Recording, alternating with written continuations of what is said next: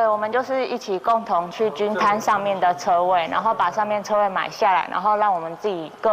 各自车位有产权。林小姐的邻居指责自己的车位由机械式能变成平面，就是配合林小姐的改建计划换到的成果，而不愿意改建的住户则仍是用机械车位。这一个的车位组，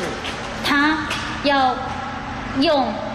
最好的位置，用最少的钱，要大家都同意。用最好条件给他，那其他的人没办法同意。林小姐是花了3年的时间，终于把住家大楼地下室机械停车位部分改成了平面停车位。因为大楼的机械停车位年久失修，自己有4个小孩的她，为了做改变，一边找建筑师重新规划停车格，一边游说邻居整合产权，还为了研究法律问题，考上了成大建筑研究所。期间还被邻居控告恐吓，连家人都怪她没照顾到小孩。而在整合产权的过程中，碰到头痛的法规问题，因为台南市规定大楼要设置一定的停车位，把机械车位改成平面，停车格减少，要缴上千万的代金。还好研究所的教授与建筑师翻出法条认定，林姓女子住家大楼是在1991年建造，适用1989年的台湾省建筑物增设停车空间鼓励要点。没有规范要代金才免除，很多困难，然后有我们成大建筑研究所的老师，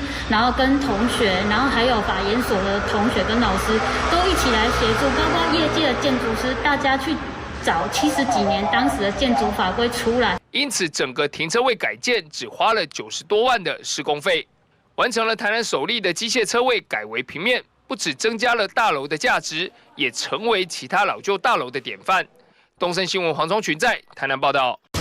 周休2日是许多人的悠闲时光，但是新闻事件不挑时间。这些重大的新闻事件都是在宁静的假日发生。